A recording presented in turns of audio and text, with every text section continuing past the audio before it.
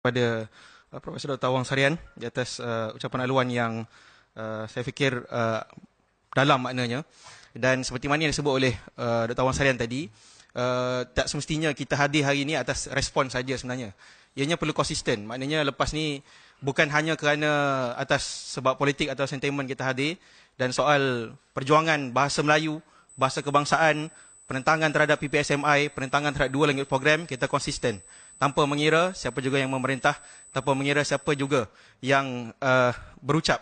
Akhirnya perjuangan kita bukan berlandaskan kepada politik, tapi berdasarkan kepada perjuangan yang jitu dan tulen. Bahawasanya dalam soal mengkaji asal-usul Melayu, kita mengkaji atas dasar kita mahu tahu dan mahukan ilmu. Sedang hadirin yang saya kasih sekalian, kalau boleh sebelum saya jemput Saudara Faisal untuk berucap, saya kebetulan semalam saya ada terbaca satu buku tulisan Prof. Awang juga, Asas Falsafah dan Pemikiran Melayu Berteraskan Islam. Saya rasa menarik juga, penerbitan bersama oleh ABIM tidak lama dulu. Menarik juga untuk dibaca kerana ada macam-macam perkara tentang Melayu juga dalam ini. Kalau boleh saya kongsikan dalam satu tulisan berkenaan falsafah dan logika dalam puisi Melayu.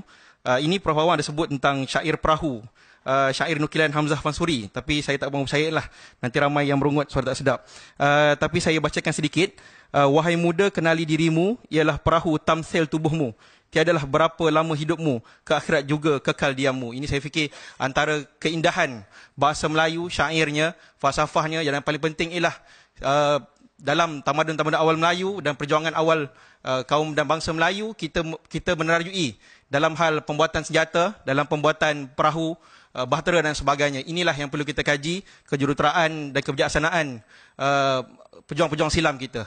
Tanpa membuang masa, saya jemput Saudara Muhammad Faisal Abdul Aziz, Setiausaha Agung Angkatan Belia Islam Malaysia ABIM, untuk menyampaikan ucapan beliau. Sekali lagi silakan. Assalamualaikum warahmatullahi wabarakatuh. Ringkas, saya nak curi masa Puan Zahra. Yang saya mulakan, Puan Zahra Sulaiman merangkap pembicara dan penulis buku yang akan dibicara pada pagi ini. Bila mana kita sebarkan WhatsApp tentang Puan Zahra ni, orang tanya kan, ini Siti Zahra ke siapa kan? Sebenarnya bukanlah, tapi bila merupakan Puan Zahra Sulaiman, penulis buku yang akan dibicarakan pada pagi ini. Yang saya mulakan, Prof. Awang Sarian, tuan rumah Istaq, dan juga seluruh sahabat-sahabat Tan Sri, mungkin Datuk Sri, Datin, dan juga seluruh warga yang mahukan ilmu pada pagi ini. Baik, sebenarnya wacana yang dianjurkan oleh ABIM dengan kerjasama Istaq ialah merupakan salah satu daripada siri kemerdekaan. Memandangkan mungkin kita tahu ataupun tidak, hari ini kita sudah pun masuk dalam fasa 2 Ogos 2018 dan bulan ini adalah bulan kemerdekaan. Dan selain daripada siri kemerdekaan, yang paling penting ialah ini adalah merupakan satu disiplin yang ABIM amalkan ketika mana kita ingin melakukan sesuatu dalam istilah dengan izin counter dengan beberapa tohmahan-tohmahan, iaitu kita counter dengan budaya ilmu, disiplin ilmu, perdebatan, dialog dan sebagainya. Jadi berbalik kepada isu-isu yang kontroversi pada hari ini, yang saya ingat bukan hanya KULA, bukan hanya pada hari ini. Saya ingat isu ini sudah pun berlangsung mungkin puluhan tahun yang lalu pun. Sudah pun ada kelompok-kelompok tertentu yang mahu berbicarakan, yang sudah pun mahu bicarakan tentang persoalan-persoalan untuk melawan naratif tentang Melayu dan sebagainya. Dan apa yang perlu kita buat ialah kita patahkan hujah tu dengan hujah. Bukan dengan emosi, bukan dengan hanya emosi lah. Sebab kita yakin bahawa mana-mana hujah, mana-mana kata-kata hanya boleh dimatikan dengan hujah. Jadi kita matikan terus hujah tersebut dengan hujah yang kita bawa berdasarkan kepada asas budaya ilmu yang penting. Jadi sekali lagi saya ucapkan ribuan terima kasih kepada tuan rumah Istaq dan juga pembicara kita lah Puan Zahra Sulaiman. InsyaAllah jangan ketinggalan untuk dapatkan buku.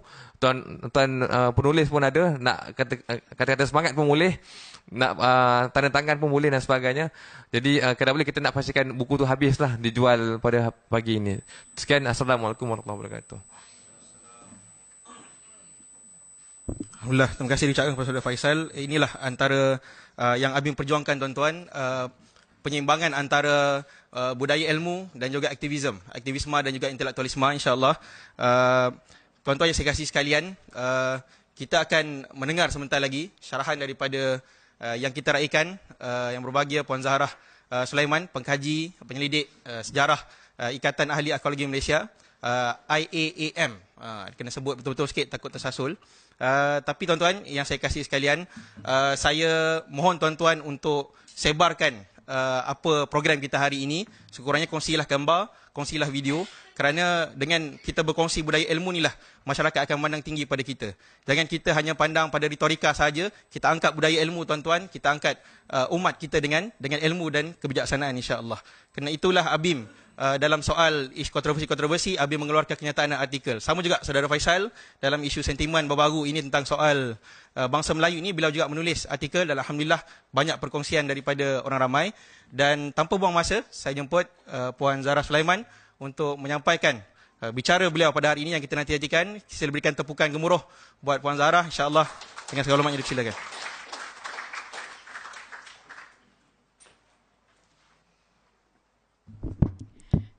Terima kasih pengurusi majlis. Bismillahirrahmanirrahim. Saya rasa banyak lagi di luar tu, kalau boleh masuk. Ramai lagi kat luar ya. Alhamdulillahirrabbilalamin. Wassalamu ala asyrafil anbiya wal mursalin wa ala ahli sabi ajma'in. Alhamdulillah kita dapat hadir bersama di hari ini.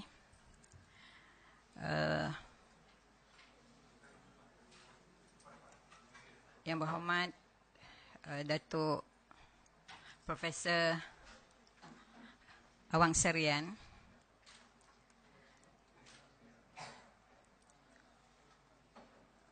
yang mengatur majlis hari ini ABIM, tapi Presiden ABIM tidak dapat hadir ya.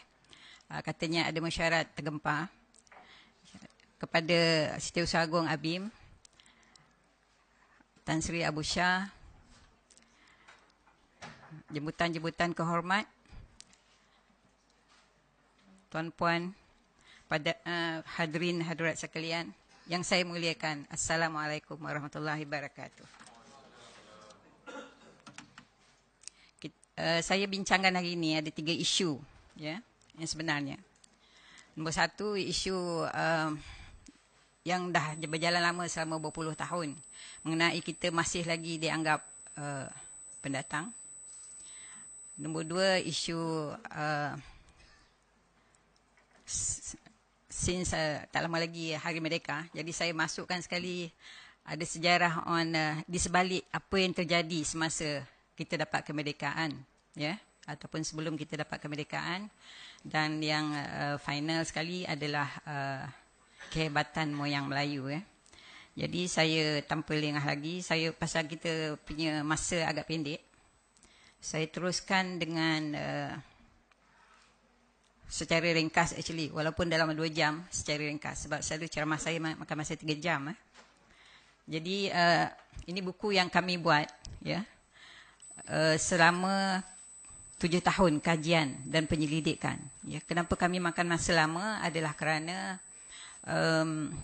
amat sukar untuk membuat cross reference sama di antara semua kajian-kajian di seluruh dunia mengenai asal-usul bangsa dunia ya.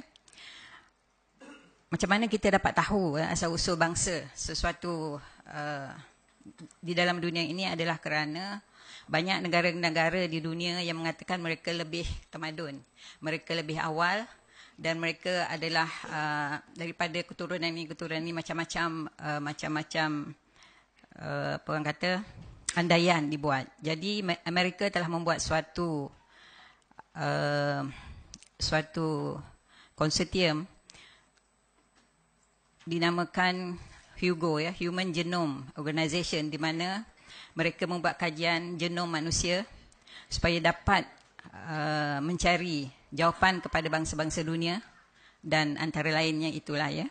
Dan kajian ini memakan belanja sebanyak 3 bilion US dan dihadiri oleh beberapa universiti seluruh dunia. Saya rasa dalam 87 universiti kalau tak silap saya.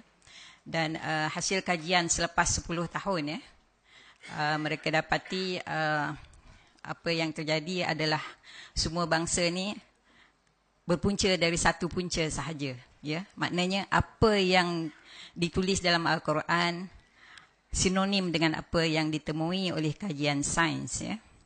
Antara sebab kami membuat kajian ini antara lain adalah kerana buku ya yang saya ada gambar dia di situ, dan buku dia ada di sini ya, Contesting Millennials oleh Universiti Singapura yang ditulis oleh Timothy P. Burnett.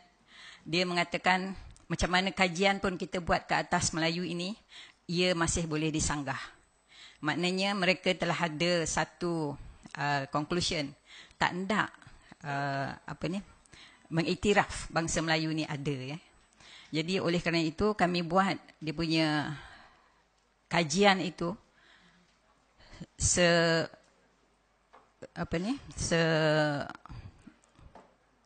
komprehensif sampai tidak boleh disanggah. Jadi kajian ini adalah berdasarkan kajian sains berdasarkan DNA. Jadi kita bolehlah sifatkan ini sebagai kajian diiktiraf dunia ya. Kami bukukan kajian ini untuk melestari segala kajian yang dibuat supaya dapat dimanfaatkan oleh seluruh umat bangsa Melayu sehingga ke cucu cicit ya, dan juga bangsa-bangsa lain. Jadi saya tak berapa nampak pada sini sebenarnya, tapi saya cakap je lah ya. Boleh tak agaknya bawa saya punya PC tu kemari?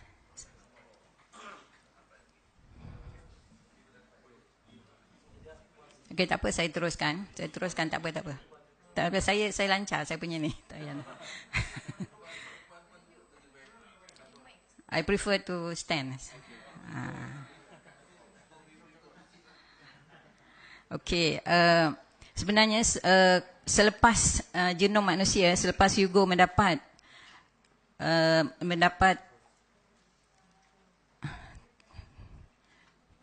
selepas Hugo mendapat hasil daripada kajiannya, Amerika dan juga Britain ya, masa itu Tony Blair bersama Clinton ya, dia tidak patentkan apa yang telah dikaji.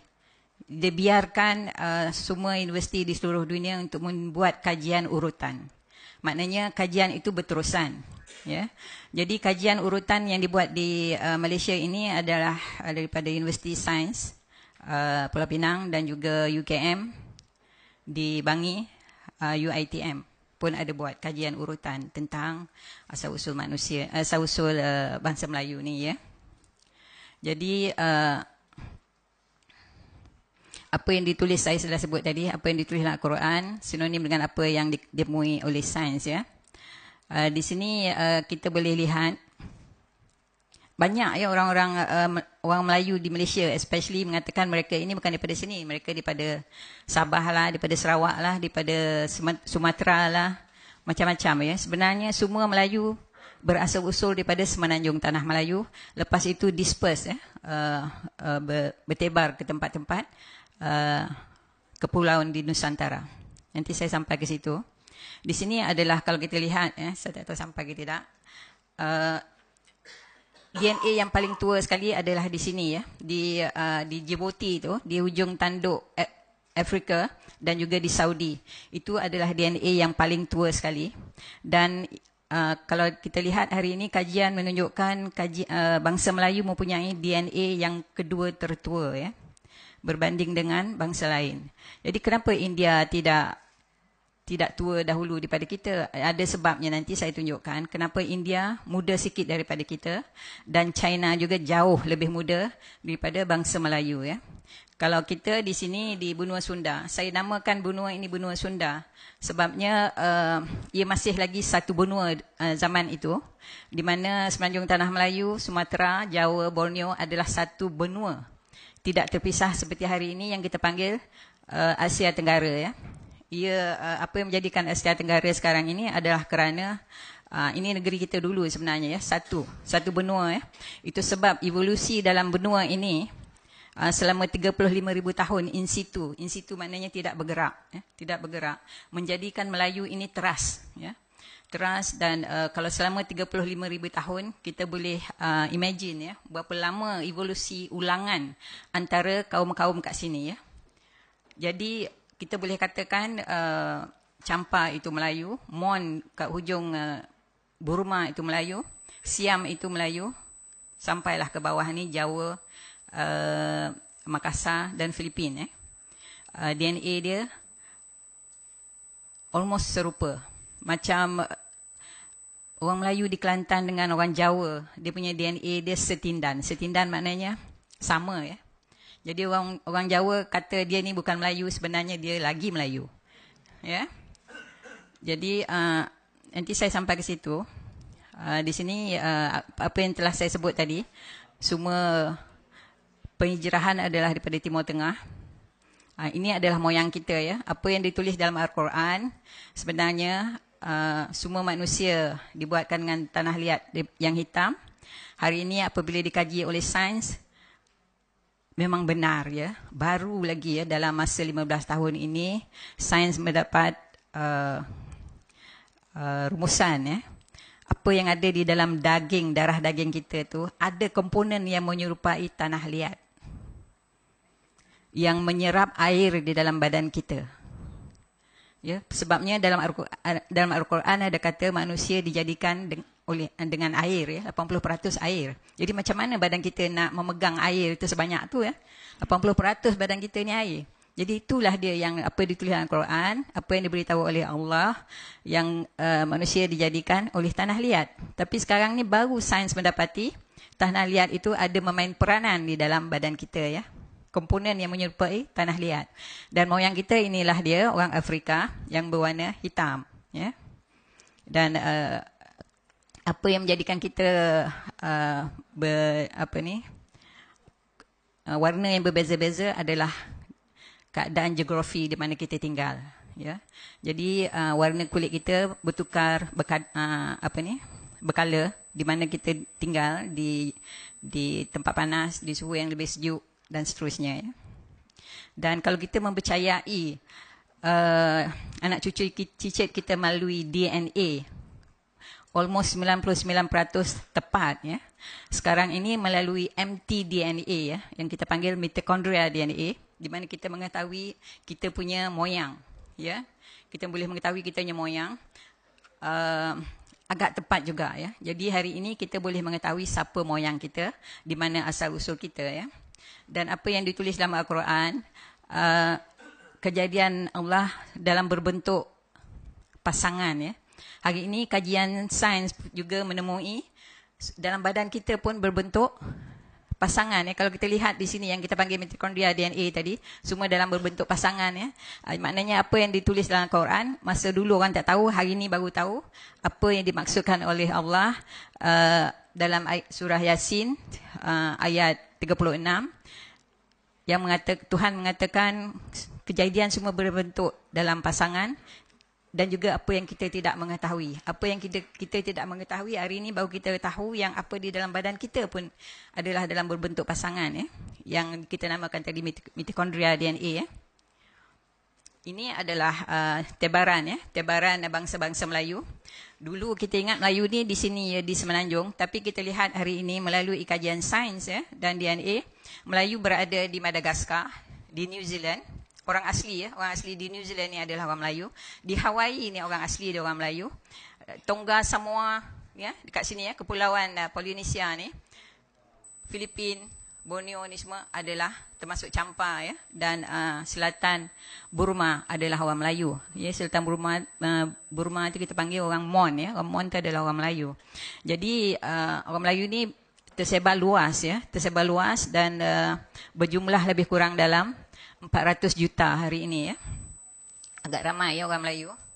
Jadi bila orang menuduh kita ni pendatang, kalau kita lihat daripada sini, walaupun kita pergi mana-mana di dalam ni, kita boleh katakan kita balik kampung saja. Kita bukan pendatang ya. Balik kampung saja. Nama negeri kita pun Semenanjung Tanah Melayu ya. Jadi sah-sah ini Tanah Melayu. Jadi tak boleh dipertikaikan. Bila ditukar nama kepada Malaysia, Malay itu Melayu, Sia itu kepulauan. Jadi maknanya kepulauan Melayu. Itu pun tidak boleh disanggah lagi oleh bangsa apa pun, yang tempat ni memang tempat kita, tanah ranah moyang kita ya. Apa yang terjadi ya sebelum kita punya benua tadi terpisah adalah letupan gunung berapi Toba yang 4,000 kali ganda besarnya dengan gunung berapi yang terbesar ni. Dan kalau kita lihat di sini ya, dia punya efek dia sampai ke India. Tadi kita sebut kenapa orang India muda sikit pada kita adalah efek daripada Gunung Toba ya. Apabila Gunung Toba meletup, dia punya asid, dia punya bahan-bahan nuklear dia bertabur sampai ke India ya, menjadikan bangsa di India tu pupus dan repopulate balik oleh orang daripada Iran, Iraq dan daripada Burma. Jadi kita boleh lihat ya, sebelah atas ni orang dia berbangsa kulit putih sebabnya daripada Iran, Iraq.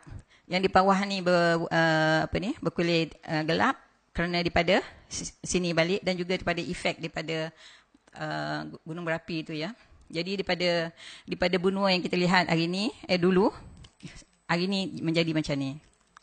Yang I reckon banjir besar yang terakhir adalah banjir Nabi Nuh yang menjadikan macam ni ya. Dan lepas tu ada lagi banjir-banjir dan tsunami kecil. Dan masih lagi kalau kita lihat hari ini di Selat Melaka tu dia punya kedalaman Selat Melaka dan juga Laut Jawa di sini adalah cetek ya.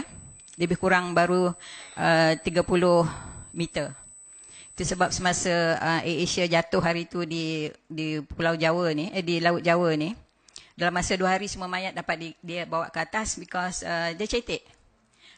Kalau nak ikutkan hari ini, oleh kerana banyak kali sangat gempa bumi dan juga tsunami, kita lihat sekarang ni Semenanjung Tanah Melayu dan Sumatera dah rapat kembali ya. Jadi hari ini kalau kapal nak lalu di Selat Melaka, dia kena betul-betul ambil center supaya tidak terantuk dengan dasar laut. Ya. Jadi kita kalau nak ikutkan sekarang ini, kita mungkin berbalik kepada zaman batu balik ya. Daripada kalau kita lihat pada kajian cuaca pun hari ini kita boleh lihat. Jadi berterusan daripada yang tadi tu, daripada efek tsunami semua tadi, orang Melayu, bukan orang Melayu ya, orang daripada sini menyebar ke tempat yang banyak tadi, yang Madagaskar and all those things ya.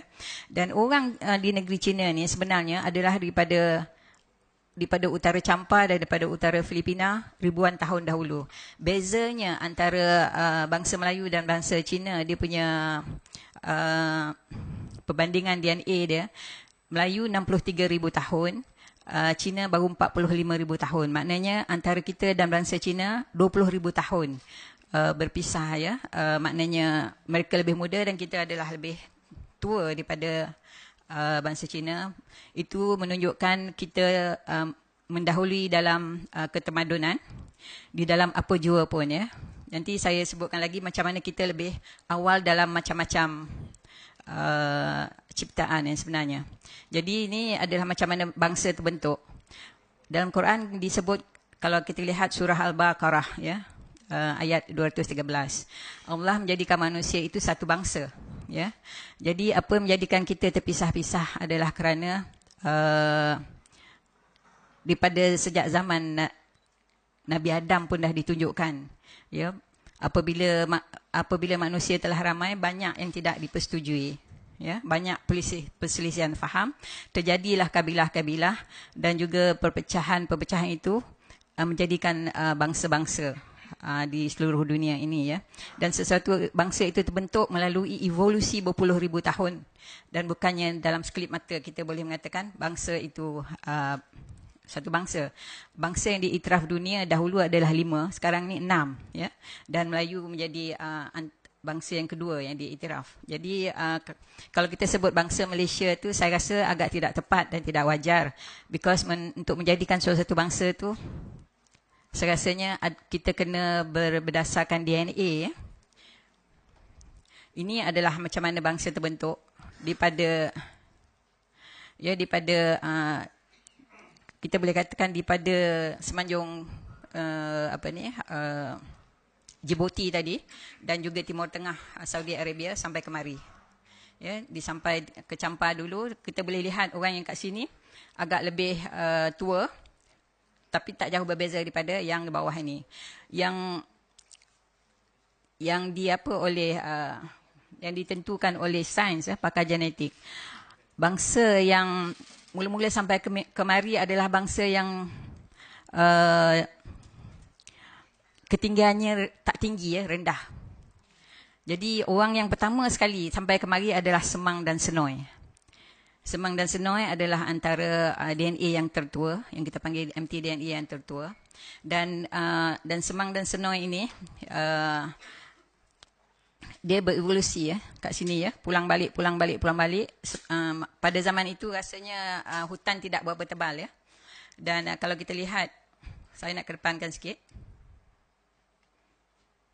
Kalau kita lihat ya, Semang dan Senoi ini, dia berpecah kepada komposit aslian yang lain. Mahmeri, Lanoh, apa semua. Ini adalah muda sikit. Yang bawah ni adalah Iban, Dayak, Bidoanda, semua ni kat sini. Yang kat sini kita. Maknanya kita punya moyang yang terdekat kat situ adalah Jakun kalau kita lihat ya. Jakun, Dayak semua tu. Di sekolah dulu kalau kita sebut awak Jakun, kita Jakun, semua sebenarnya kita hari ni semua Jakun ya. Jakun tu adalah moyang kita yang terdekat kat sini. Jadi sini kita, ini orang Arab dahulu ya, yang kita panggil orang Aryan ya. Orang Aryan yang datang bersemenda dengan bangsa Melayu ya. Ini saya letakkan dalam masa 6,000 tahun dahulu. Yang sini ialah masa tu orang-orang Arab memanggil kita Bani Jawi ya.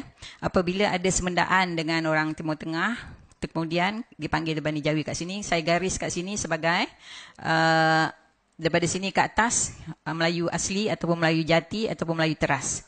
Kita panggil sini, ada juga orang bahasa buku yang dipanggil Melayu sungguh ya. Sesungguh-sungguhnya memang Melayu. Melayu sungguh lah situ ya kita sebut. Jadi yang kat bawah ni yang masuk Melayu ataupun kacukkan Melayu adalah daripada Arab, Cina, India, Portugis dan sebagainya. Mereka adalah Melayu juga seadanya ya. Tinggal lagi dia punya mtDNA itu telah berlaku banyak kecairan. Jadi kalau sini kalau kita sifatkan sebagai 63,000 tahun umur mtDNA, dia bila turun ke bawah ni makin berkurangan lah ya.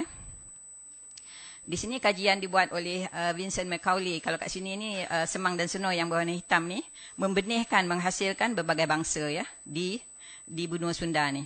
Ini kajian dibuat Macaulay ni adalah tahun 2004 ya.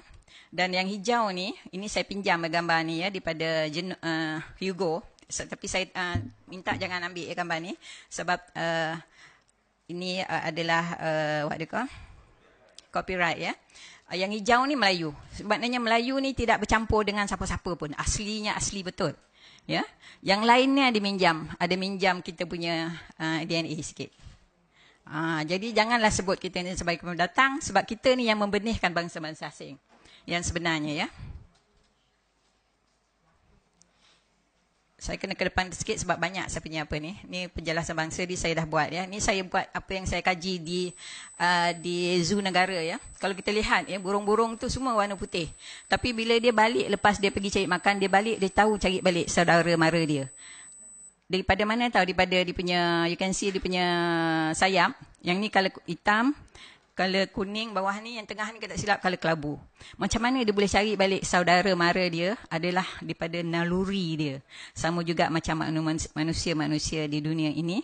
Apa yang menjadikan sesuatu bangsa itu suatu bangsa adalah naluri dia sama. Walaupun macam kita ni banyak beraduh different party ya, different suku kaum lah.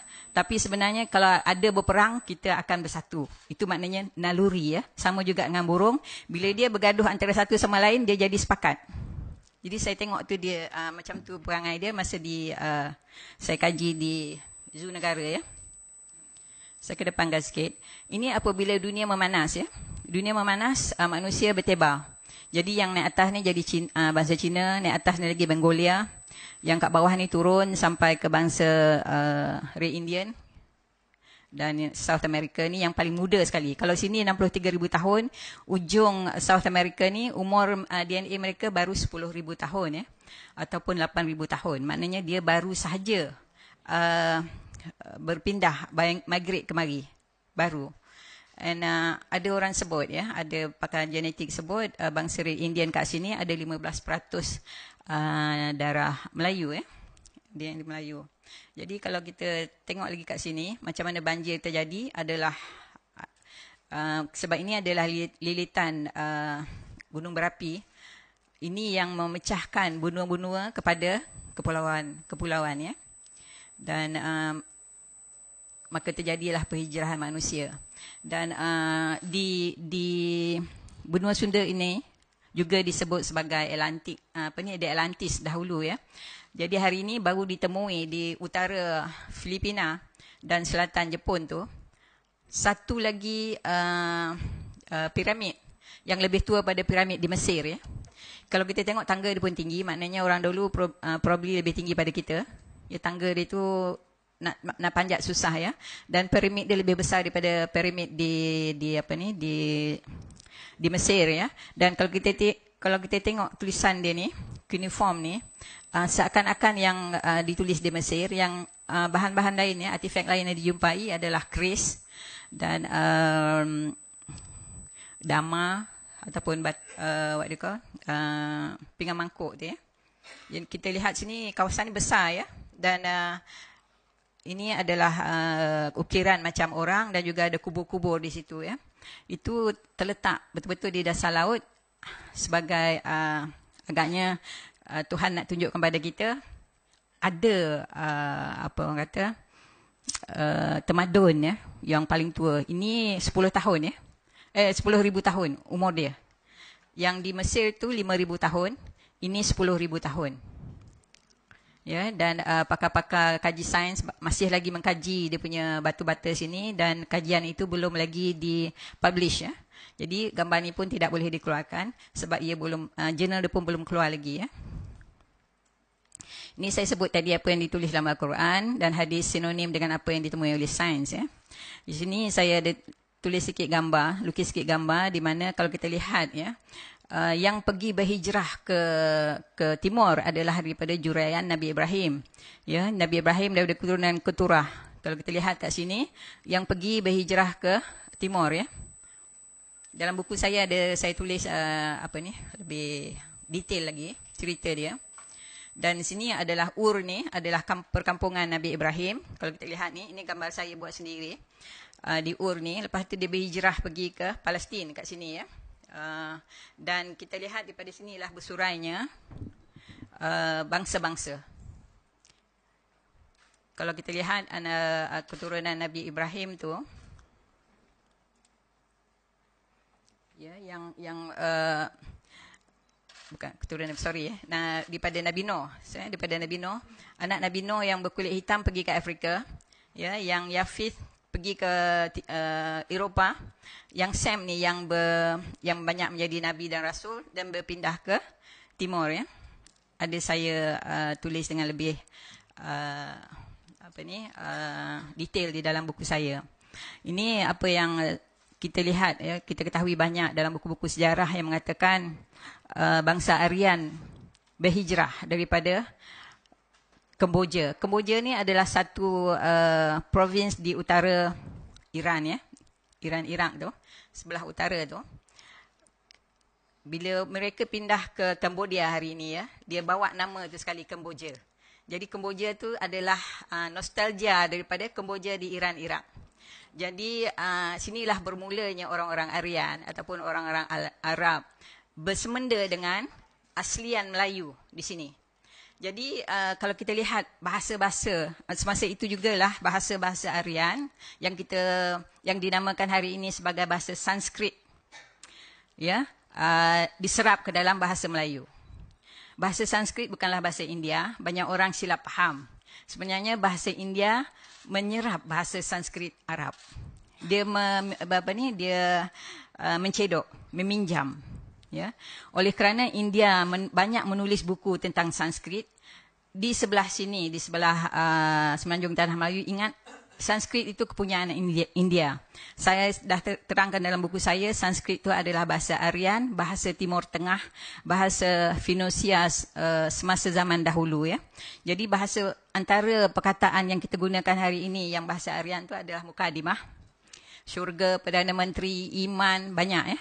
Banyak, beratus yang diserapkan ke dalam bahasa Melayu.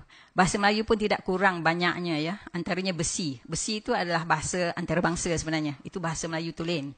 Ya, besi, tembaga itu semua bahasa Melayu. Ibu, emak bahasa Melayu. Madu itu bahasa Melayu. Ya. Jadi orang India pinjam pula kita punya, cedok masukkan pula ke bahasa dia. Ya. Bahasa India tak ada dalam bahasa Melayu ya. bahasa Melayu banyak mengambil bahasa Arab, iaitu bahasa Aryan. Aryan tu adalah bahasa tua orang Arab. Yang kita sebut Sanskrit tadi ya. Jadi nanti saya sampai ke situ. Jadi maknanya kalau orang India yang bawa bahasa Sanskrit tu kemari, kita dah bercakap bahasa India dah hari ini. Ya, tapi oleh kerana yang bawa bahasa Sanskrit itu lebih dahulu daripada bangsa India, itu sebab kita berbahasa Sanskrit hari ini. Ya. Ini adalah tulisan Finusia. Kalau kita lihat di sini ya. Umur tulisan ni 3,600 tahun. Dan ini adalah tulisan bahasa Melayu, tulisan rejang yang kita panggil. Mirip serupa. Maknanya dan maksudnya, tulisan Melayu ni lebih tua daripada tulisan India. Tapi apa yang kita belajar di sekolah hari ini, kononnya India yang dahulu dalam semua. Tamadun lah, tulisan lah, dia punya. Tapi tidak, sebenarnya kita yang dulu. Tulisan kita dulu, tamadun kita dulu. Ya, itu pasal kita punya tulisan ni seakan dia. Kalau kita lihat tulisan India dan tulisan Cina, jauh berbeza daripada tulisan Arab ataupun tulisan Finusia pada zaman itu. Dan kalau kita lihat di sini, bunyi bahasa Aryan tu ataupun bahasa Finusia ni, dia alif beta. Kalau kita lihat rejang ni pun sama juga, bunyi dia alif beta juga. Ya, ada kesamaan. Di sini adalah bangsa-bangsa dunia yang diiktiraf dunia ya. Dahulunya kita belajar di sekolah ada 5 sahaja. Hari ini kita taruh Melayu yang nombor 2. Ya, oleh kerana DNA dia yang kedua tertua. Dulu bangsa Melayu diletakkan di bawah Mongolia. Tapi sebenarnya Mongolia adalah pecahan daripada kita. Jadi kitalah yang utama ya. Mongolia ni turun ke bawah. Ya. Jadi di situ pun kita boleh takrifkan kita punya bangsa ni yang tertua dan bukanlah bangsa-bangsa pendatang ya. Kita ni bangsa asli dan bangsa yang bertamadun lebih awal daripada bangsa lain ya. Kalau kita tengok ya, kehebatan moyang Melayu nombor 1 di dalam alam maritim. Saya rasanya di sini saya yang pertama yang menjumpai satu ensiklopedia Cina ya. Di zaman Song ya. Dia mengatakan menempah kapal di benua Melayu 200 biji. Cina menempah kapal dengan orang Melayu 200 biji kapal besar-besar. Kapal besar-besar yang sepanjang antara 100 hingga 200 meter panjang dia. Yang boleh isi antara 700 hingga 1,000 orang. Ya, kita adalah yang pertama sekali meneroka laut samudera yang besar-besar. Kita yang sampai dulu ke benua lain seperti Rom, Timur Tengah ya. Yang lain tu kalau kita lihat ya, ini adalah kapal kita 8 kali lebih besar daripada kapal terbesar Portugis. Tinggal lagi kapal kita ini adalah kapal dagang. Kita buat kapal besar-besar dulu adalah untuk berdagang. Melayu dahulu, moyang kita dahulu dia suka berdagang. Ya, dia merentas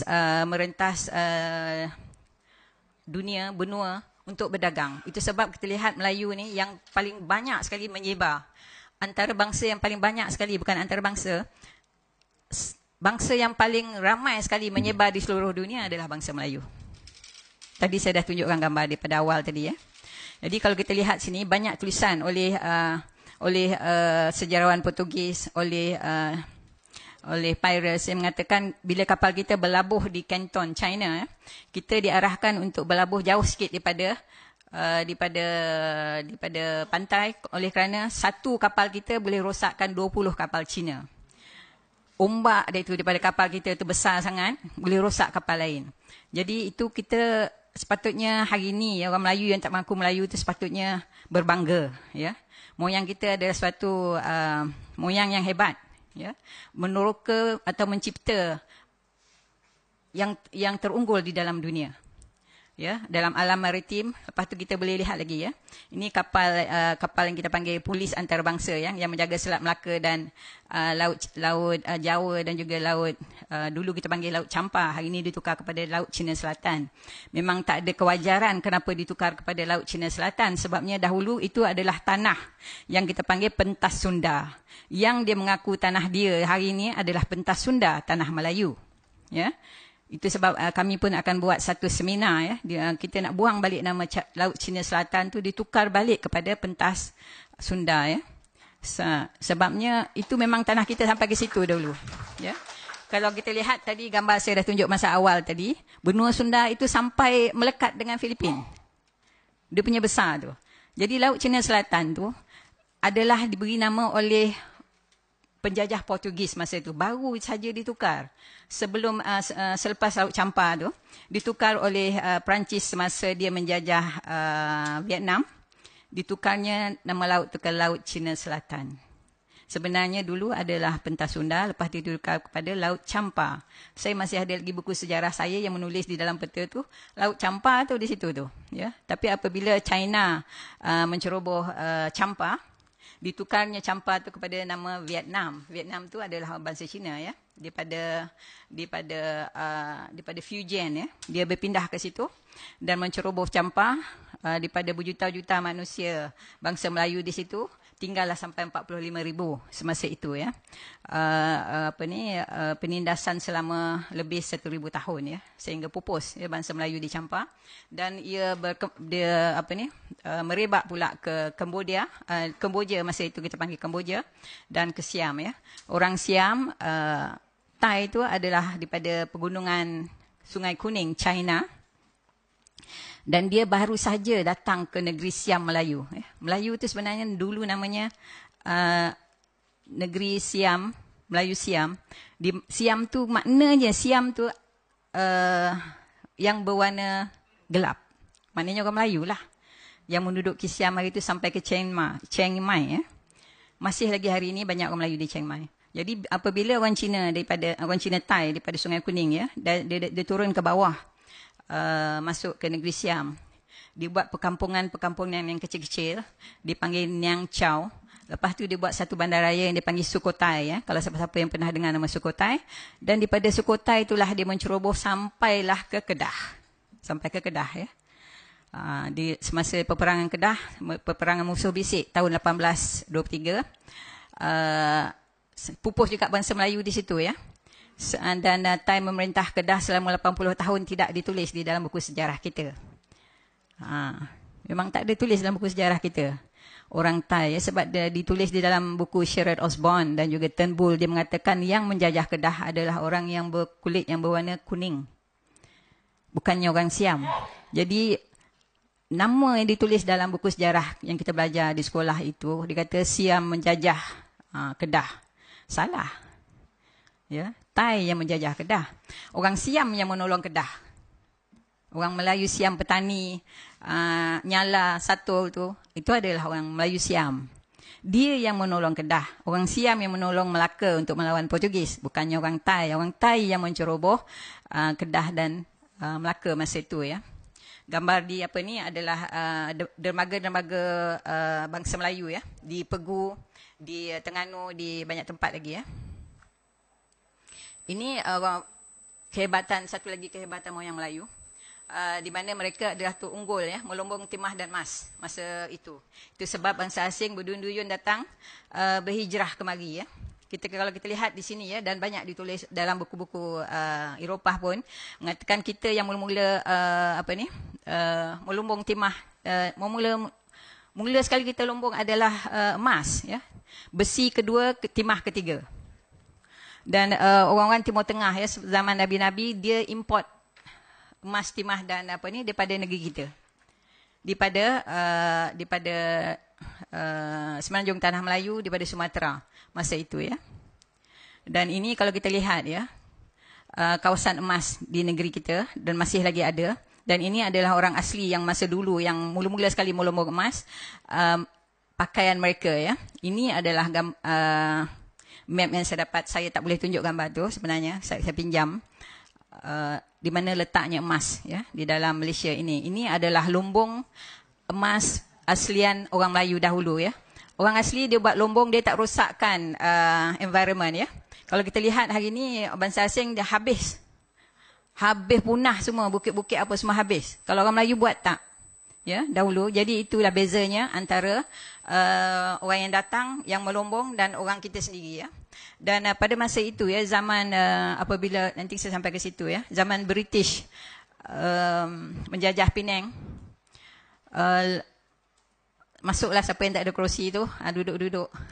Ada orang tinjau-tinjau. Okey, semasa British mula menjajah Penang, ya, dia memula datang hanya untuk memajak, ya, sebahagian dari Penang untuk dia punya naval base, ya. Tapi ia masa itu Sultan Abdullah tidak bersetuju, tapi oleh kerana masa itu, di zaman itu orang Thai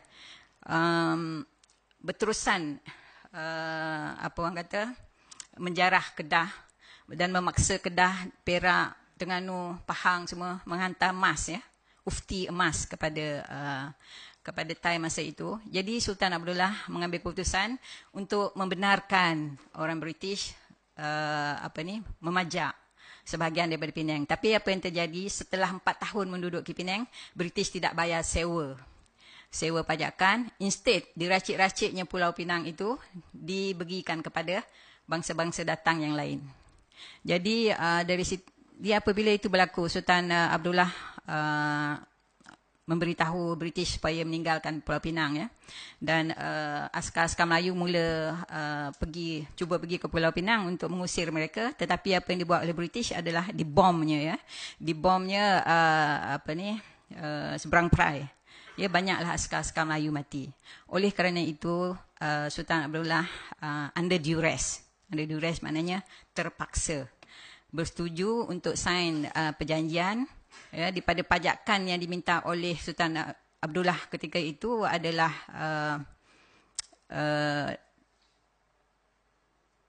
35,000 Spanish dollar, ya, Spanish dollar. Masa itu duit pound sterling tidak laku. RM1 bersamaan dengan 1 pound sterling. Jadi zaman itu yang duit yang paling tinggi adalah Spanish dollar. Jadi perjanjian dibuat dalam Spanish dollar. Itu pun tidak dibayar oleh British, ya, setelah perjanjian dibuat. Lepas tu bergaduh, sudah British hanya bayar 6,000 sahaja daripada apa yang telah dijanjikan. Hinggalah ke hari ini Penang membayar pajakan kepada Kedah sebanyak RM10,000. Jadi kita janganlah hati senang-senang hari ini, ya. Sebenarnya kalau boleh jangan tape yang ini berhentikan sekejap. Sebabnya apabila kita mendapat kemerdekaan, kita dapat hanya separa kemerdekaan. Separa sahaja. Kita tak dapat Penang. Penang dipajakkan kepada British, dan apabila kita dapat kemerdekaan, tak termasuk Penang. Tak dibuang perjanjian tu. Itu pasal hari ini Penang masih lagi membayar kepada Kedah 10,000. Itu. Tapi saya sekarang ni dengan rakan-rakan, dengan seorang hakim, tengah mengumpul banyak apa orang kata artifak-artifak, untuk mendapatkan balik Penang ke dalam Semenanjung Tanah Melayu, ya. Jadi itu sebab kita kena berhati-hati, ya. Apabila menjual tanah di Penang, siapa yang ada tanah di Penang, jangan jual. Walaupun tanah tu kecil, 1 ekar ke setengah ekar ke, jangan jual. Saya juga ada menulis kepada masa itu mantan Perdana Menteri Datuk Najib, supaya membeli tanah-tanah tu, ya. Petronas beli tanah-tanah apa yang ada di Penang, ya.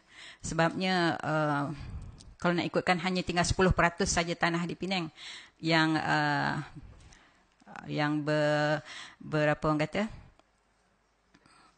yang titlenya ada Pribumi Melayu ataupun Tanah Adat, ya.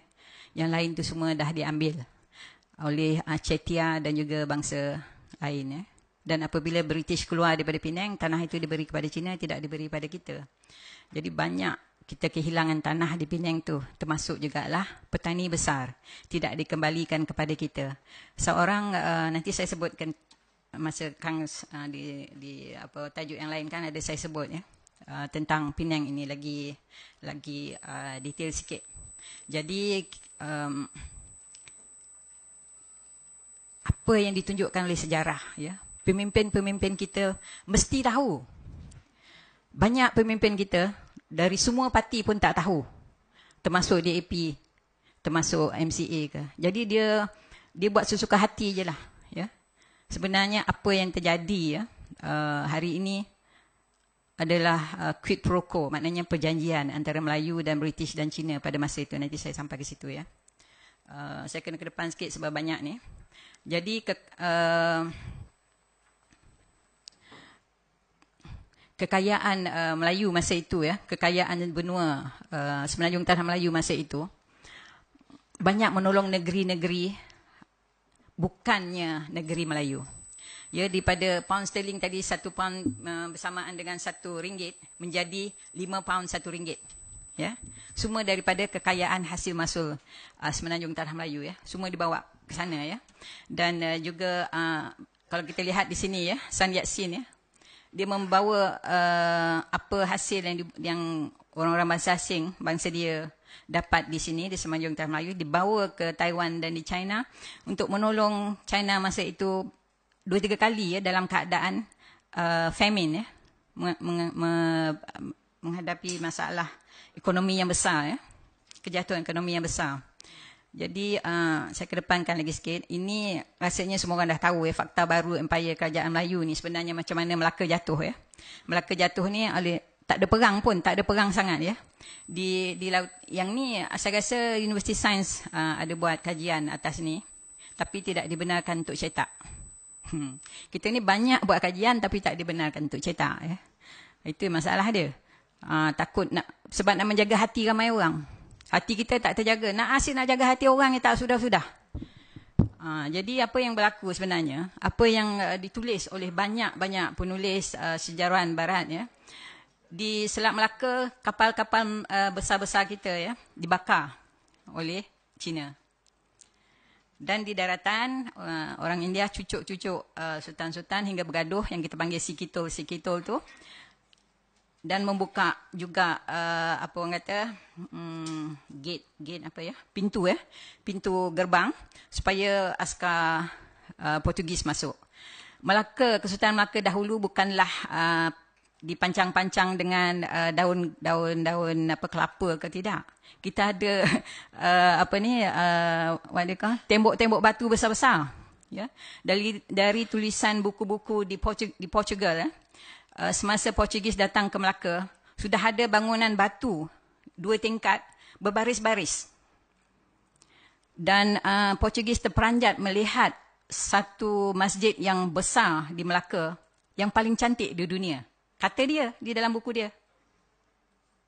Masjid tu berwarna putih ya. Dan Istana Sultan Melaka 3 tingkat. Tapi tidak ditulis dalam sama ada dibuat daripada batu atau kayu, tapi 3 tingkat. Mempunyai veranda yang besar, dia cakap. Jadi maksudnya, semasa mereka datang, kita dah lama pun maju. Dah lama maju dah. Tapi apabila British datang, punya jahatnya, Stamford Raffles tu runtuhkan semuanya. British berbelanja 70,000 pound untuk meruntuhkan Melaka. Tidak ditulis dalam buku sejarah kita. Jadi apa yang tinggal sekarang ni, sampai dah dekat nak habis dah runtuh, tinggallah tu, apa tu, fort tu. Sebab ada orang yang memberhentikan supaya jangan diruntuhkan fort tu. Itu je lah yang tinggal. Tapi sebenarnya banyak ya, banyak apa orang kata, bangunan-bangunan bersejarah yang telah diruntuhkan. Itu ini adalah batu putih. Batu putih ni kami yang dapatkan yang ni dulu semasa saya buat memula kajian dengan arwah Profesor Nik Anwar Nik Mahmud ya. Ini adalah dia punya, tolong jangan ambil gambar ya. Inilah oleh sebab ni kita kehilangan batu putih. Apabila British bertanya kepada Seth, nama dia Seth tu ya, ayah kepada General Ghazali Seth. Pernah dengar tak? Ini ayah dia. Ayah dia sebut dia tidak memerlukan pulau batu putih tu. Jadi British ambil. Punya cerdiknya orang Melayu dahulu ya. Sekarang ni pulau tu menjadi satu tempat lighthouse untuk memantau kapal-kapal lalu lalang. Actually it's very apa orang kata, prominent tempat tu ya. Lagi satu yang kita patut tahu adalah Nam Tien ya. Nam Tian ni adalah ditulis ya oleh seorang bangsa Cina bernama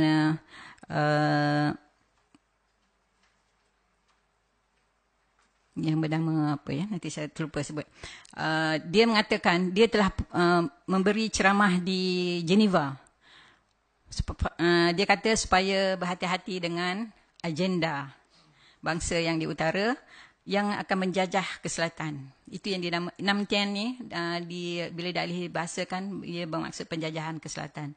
Jadi macam itulah kita kehilangan Champa, ya, macam mana kita kehilangan Champa, macam mana Melayu kehilangan Kemboja, macam mana Melayu kehilangan Siam dan juga Burma, ya. Ini adalah isi kandungan buku dia. Ya, dan hari ini kalau kita lihat penjajahan berbentuk ekonomi, ya. Sampai ke Malaysia, nanti sampai ke Indonesia, ya. Jadi macam apa orang kata? Macam apa yang difikirkan oleh penulis ni terjadi hari ni, ya. Yong Boyun, selalu lupa nama dia. Nama dia Yong Boyun, ya. Dia memberi ceramah masa itu di Geneva. Ini adalah, ya, di sini ada orang Vietnam. Nam Viet ni daripada sini dia pindah ke Champa, ya, menceroboh Champa. Dan kalau sini kita lihat daripada utara Sungai Kuning, bangsa Thai, ya, turun ke Kemboja, turun ke Siam sampai ke Kedah, turun ke Burma. Penjajahan dia. Yang ini adalah gambar, ya. Ini kita agak apa orang kata, bernasib baik apabila seorang pelukis daripada Perancis melukis keadaan di dalam Ayutthaya. Ayutthaya ini adalah satu bandaraya, ya, satu kota raya yang diperintah oleh raja-raja yang negeri dia sekeliling ni, termasuklah Kedah, Champa. Saya rasa, saya tak not so sure, tapi termasuk Brunei rasanya. Dan apabila yang saya sebut tadi daripada Sukhothai, ya, dia turun ke bawah, dia ambil alih Ayutthaya ini, ditukarnya, dalamnya ada 24 masjid, ditukarnya masjid ni kepada puing-puing Buddha, ya. Jadi hilanglah sejarah dekat situ. Tapi baru-baru ini orang Perancis bila dia pergi balik melawat Ayutthaya, dia mengatakan Thailand merubah sejarah. Itu baru terbuka rahsia. Sebenarnya Thailand tak ada sejarah. Orang Thai tak ada sejarah di sini. Yang ada sejarah di sini adalah orang Siam. Orang Melayu Siam, ya. Saya cuba nak tulis buku ni tapi belum lagi, ya. Baru mula-mula je. Ini adalah susu galur raja kita. Ini adalah apa yang dipanggil Funan dulu, ya. Funan, ya. Sekarang ni ditukar nama Kemboja. Boleh ambil gambar, ini gambar saya. Ya, saya yang lukis. Ya, di Funan ni dulu, Kemboja ni dulu dipanggil Funan. Funan tu dalam bahasa kita adalah Melayu. Funan dalam bahasa Kemboja Melayu juga. Funan tu Melayu, ya. Jadi ditukar kepada Cambodia hari ini oleh bangsa yang menjajah. Jadi daripada sini, raja situ masa dulu Salendra, ya, dia dijajah oleh Chenla. Chenla ni adalah semendaan antara orang asli di Laos dengan orang Thai dan orang Dai Viet. Jadilah mereka orang Chenla. Dia menceroboh Kemboja masa itu. Jadi keseluruhan kerajaan apa orang kata Salendra itu berpindah kepada Langkasuka yang dulu dipanggil nama Pan-Pan, ya.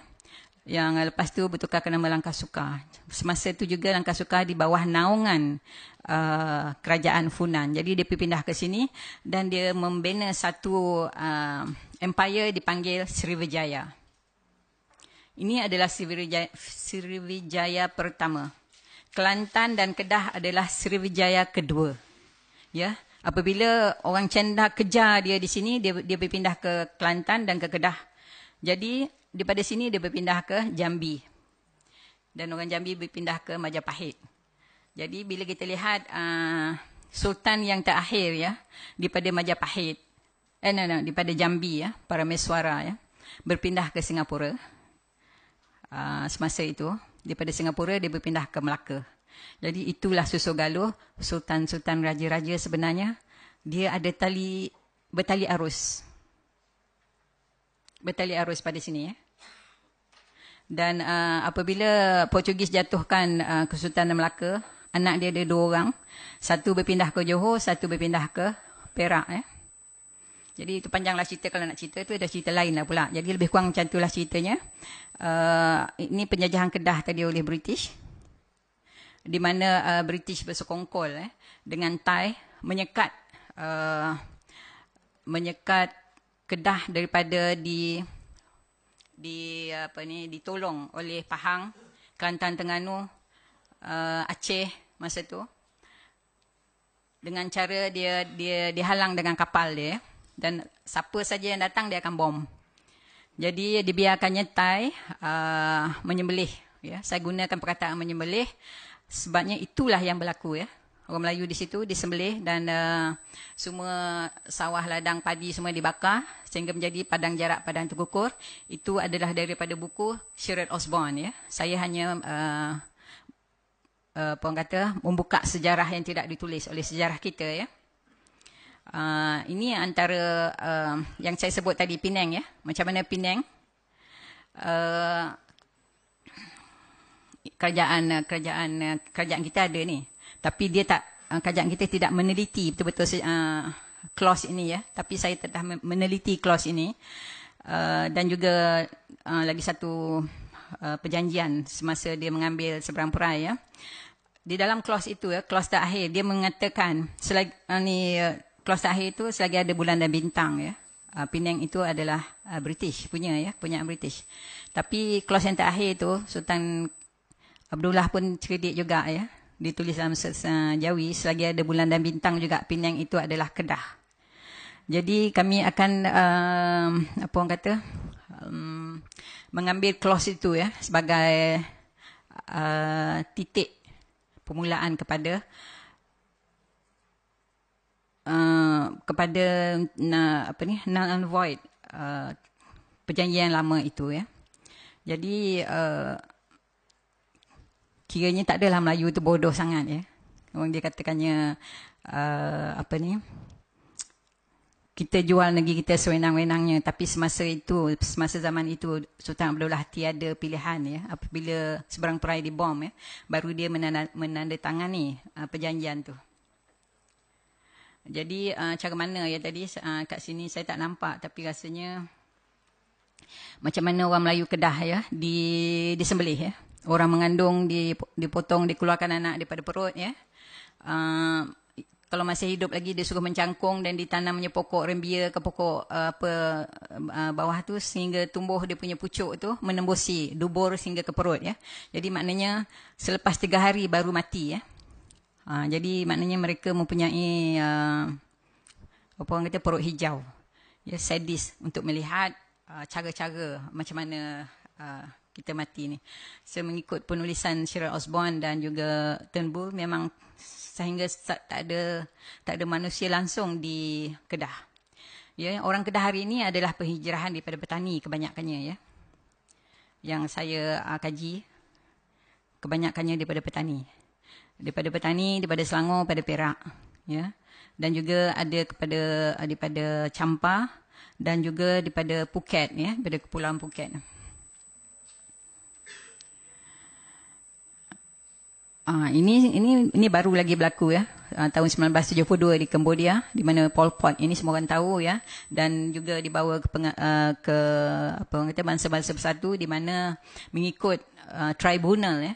Tribunal yang saya baca juga, some of the tribunal mengatakan actually yang memberi senjata kepada orang Cambodia untuk memerangi orang Melayu adalah daripada China, ya. Berkapal-kapal datang, dia punya orang sama dia orang punya senjata, ya.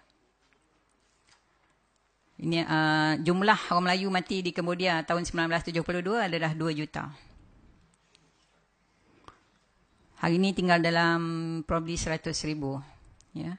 Banyak juga kisah-kisah ini ditulis oleh ada satu penulis sejarah daripada Australia, ya. Dia menulis dengan rapi cara mana mereka dibunuh dan berapa ramai, dan kalau masuk satu-satu kampung tu sehingga satu orang pun tak ada lagi dalam kampung tu, ya. Jadi hari ini kita lihat banyak orang Kedah, orang Terengganu yang pergi ke ni yang berlaku sejak 72 dan sebelum tu, yang pergi ke sana bersemenda dengan orang Cambodia ini orang Kemboja dan meramaikan lagi penduduk di situ ya.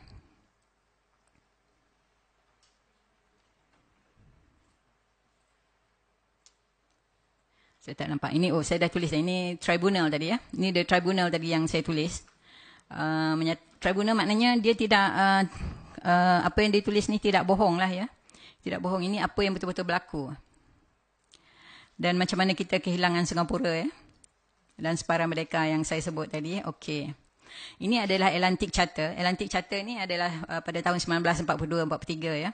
Di mana masa itu Roosevelt sama Churchill, Winston Churchill, mereka membuat satu apa orang kata pertemuan untuk mencari perdamaian di tanah-tanah jajahan. Jadi mereka telah bersepakat. Ini dipanggilkan Atlantic Charter yang hari ini kita ketahui sebagai Piagam Bangsa-Bangsa Bersatu ya. Di mana semua tanah-tanah jajahan termasuk semenanjung tanah Melayu hendaklah dilepaskan tanpa syarat. Dilepaskan kepada peribumi. Ya. Dia syarat dia dekat sini ya, 8. Dia tak banyak, 8 je masa tu. Ya. Jadi apa yang berlaku, negara-negara lain mendapat kemerdekaan immediately after piagam itu diresmikan ya. Indonesia, Filipina, India antara 45 dan tahun 47 semua dapat kemerdekaan. Semenanjung tanah Melayu 10 tahun lewat. Kenapa 10 tahun lewat? Ya. Jadi apa yang berlaku? Ini yang saya nak sebutkan ni, apa yang berlaku di belakang di sebalik kemerdekaan. Sebenarnya orang Melayu tak pernah bersetuju dengan kemerdekaan. Apa sebabnya? Kerana terma dan syarat-syaratnya terlampau berat untuk Melayu terima.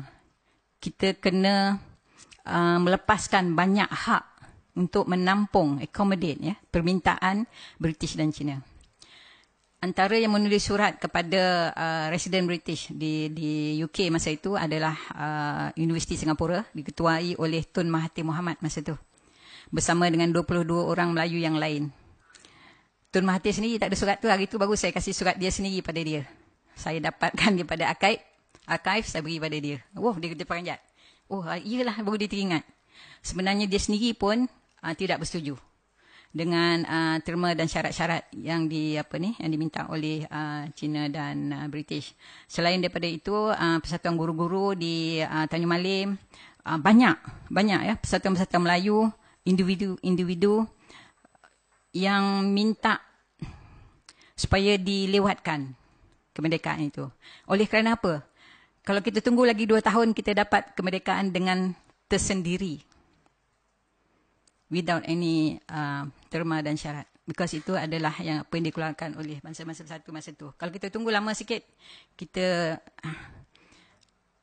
rasanya, tapi maybe telah ditakdirkan ya. Tapi rasanya, kalau kita tidak terima, boleh jadi kita tidak hadapi masalah hari ini ya. Dan terma itu diterima ya. Ini adalah Straits Settlement Treaty. Ini this is no apa orang kata secret ke apa tak ada.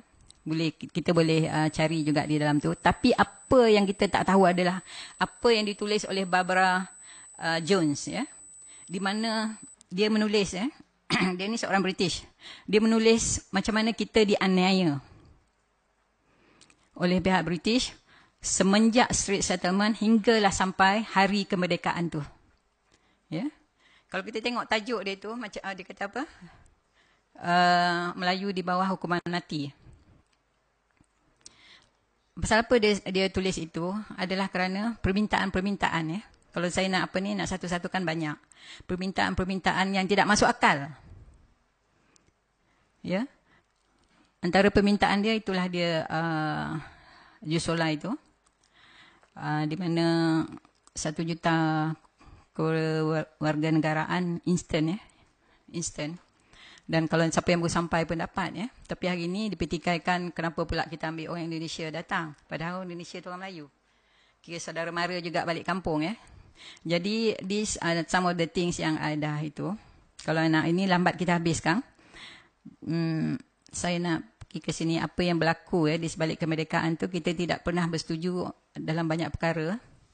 Dan antara rundingan yang dibuat adalah oleh Reid Commission masa tu ya. Lord Reid masa tu. Dan 4 orang di dalam komiti itu semuanya bangsa asing. So kita fikirkanlah bangsa asing yang menentukan kita punya hala tuju negara. Bangsa asing lah yang membuat perlembagaan kita. Dan apabila kita minta untuk menyertai komisen ini untuk membuat perlembagaan, kita tidak diberi peluang ya. Dan apa orang kata apa orang kata perundingan untuk perlembagaan ini memakan masa 1 tahun daripada tahun Mac 56 hingga ke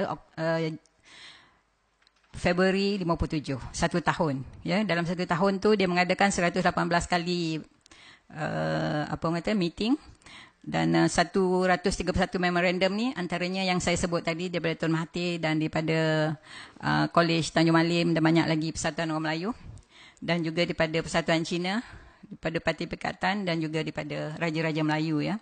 Dan Raja-Raja Melayu pun tidak diberi peluang untuk menyuarakan apa yang nak dibincangkan ya. Raja-Raja Melayu hanya boleh memberi surat apa yang dia nak.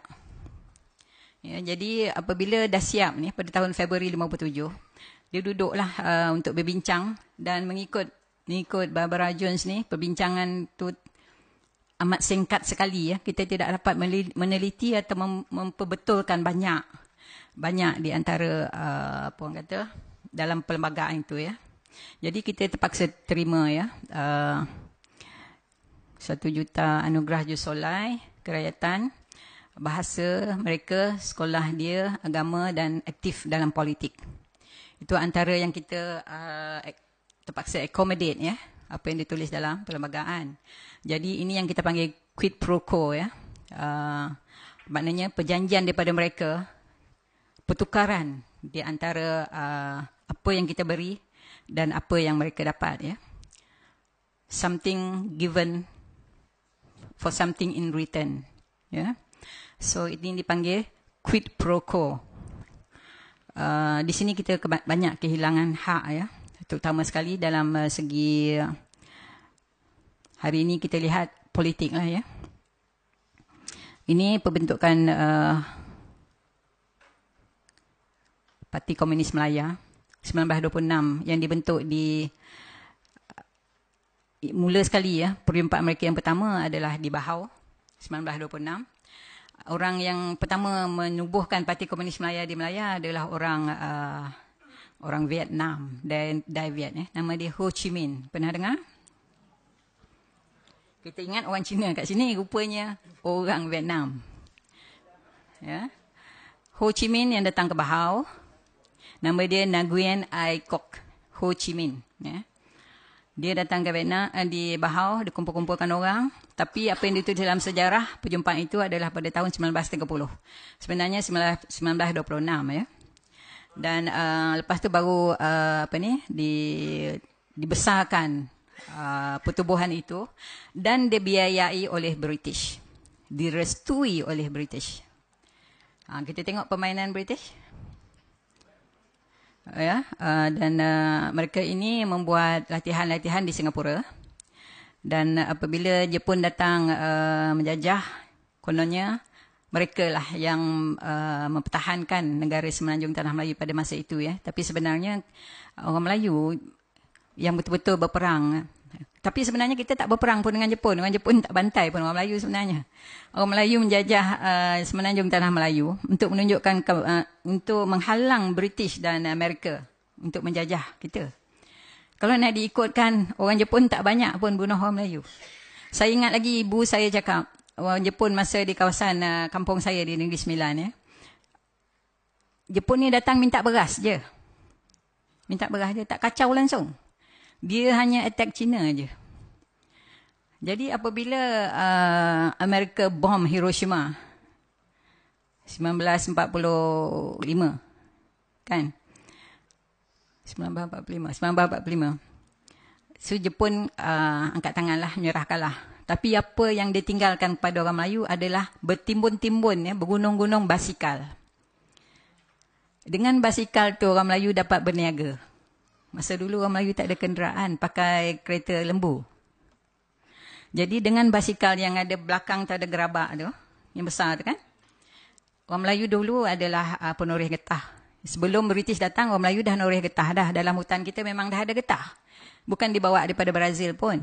Nenek saya cakap daripada zaman-zaman dulu moyang dia, memang dia menoreh getah. Ya. Pagi pukul 6 pagi, pukul 5 pagi naik atas menurut getah. Habis menurut getah turun nyangkut sawah. Pukul 11 pergi naik atas bukit balik, kutip getah. Buat kepingan getah. Lepas tu buat tikar ke ngayam ke apa. Orang Melayu sebenarnya tak malas zaman dahulu ya. Tidak malas langsung. Nanti kan saya sampai ke situ. Sebab apa? Apa tu? Visi Universiti Melaya masa itu ada buat kajian ke atas orang Melayu. Ada apa-apa ke? Tak ada. Ada buat kajian ke atas orang Melayu, apa orang kata, pelaut ya, yang fisherman. Dia bangun pukul 4 nak pergi nangkap ikan ke laut. Balik pukul apa? Pukul 6. Lepas tu berniaga. Lepas tu buat kerja lain. According to apa ni? Alatas.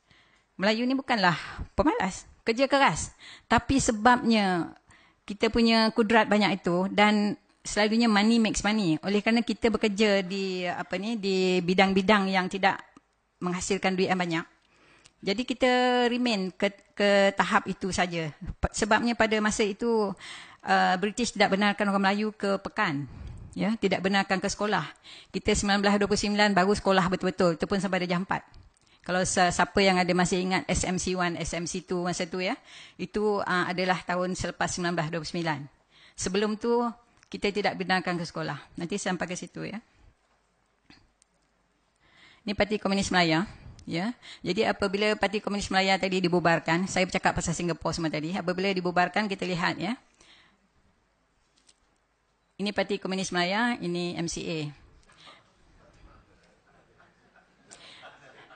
Dan kebanyakan orang Komintang ya, yang general, lieutenant general daripada Komintang semua berpindah kepada MCA, jadilah parti MCA ya.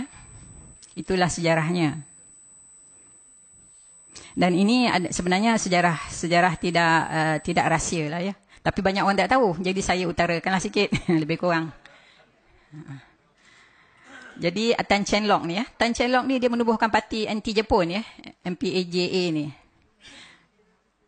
Tapi apa yang berlaku, I think semua orang tahu apa yang berlaku. Selepas Jepun menyerah kalah, 13 hari sebelum British datang, komunis masa tu bermaharaja lela lah. Jadi I think semua orang tahu, I think selama 13 hari. Semasa Jepun datang, British semua lari ya. Tidak ada kat sini. Tapi bila Jepun dah nyerah kalah, dia datang cepat-cepat balik untuk menjajah balik kita. Itu dalam buku kedua saya, Kehebatan Moyang Melayu, saya ada tulis sedikit mengenai kemerdekaan. Ya. Jadi kita boleh lihat British ni actually sebenarnya hanya opportunist ya. Ini apa yang terjadi yang Tengku Deraman tidak tahu ya. Ini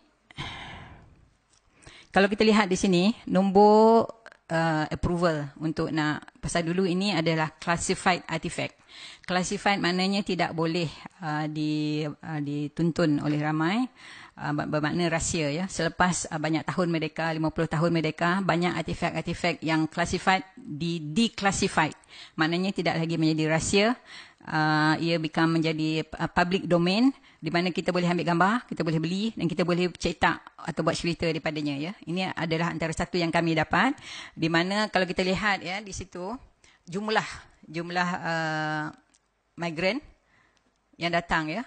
Di sini saya nak semua orang lihat tahun dia, tahun 1953, betul tak? 52, 53 ya.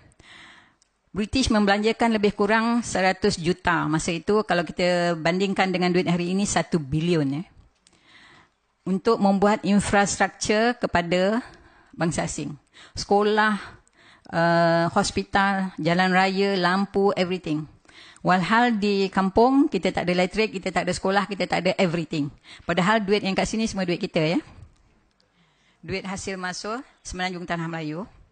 Jadi semua orang dapat tanah. 1 juta daripada mereka semua dapat tanah. Semua dapat tanah. Ini 1953 sebelum Merdeka. Jadi saya kedepankan sikit. Ini adalah kata silap saya. Tan Siew Sin adalah anak kepada Tan Chien Lock. Tan Siew Sin ni mengetuai setelah bapa dia dah tak ada, dia mengepalai segala berhubung dengan Cina-Cina ataupun apa saja permintaan Cina. Kalau kita lihat di sini, di Melaka, dia di kampung dia di Melaka, 1430 ya. Yang meminta semua dapat tanah. Dan jumlah tanah itu di antara berpuluh ekar hingga ke 300 ekar, ada yang beribu ekar ya. Tapi yang ni pun semua bangsa asing yang minta ni. Kalau kita minta usaha nak dapat. Di sini kalau kita lihat, 1 juta yang minta tu 1 juta dapat. Pada mulanya leasehold daripada 10 tahun ke 99 tahun ya. Kalau 99 tahun maknanya dia habis expired tahun 2035 baru habis. Amat lagi tu. Itu kalau pajakan. Tapi ditulis kat sini, daripada pajakan tu ditukar kepada untuk selamanya. Ditukarkan pada untuk selamanya. Apa yang kita khawatiri, antara tanah-tanah ini, ini bukan saya tulis ya, ini direct saya ambil daripada dia punya artifact ya. Kita lihat ya, semua 1 juta ni dapat. All the 1 million applicant approve. Dan kalau tidak sempat untuk nak mengukur tanah ke apa ke, they consider as political apa ya? Regarded as political lah, maknanya pemberian lah.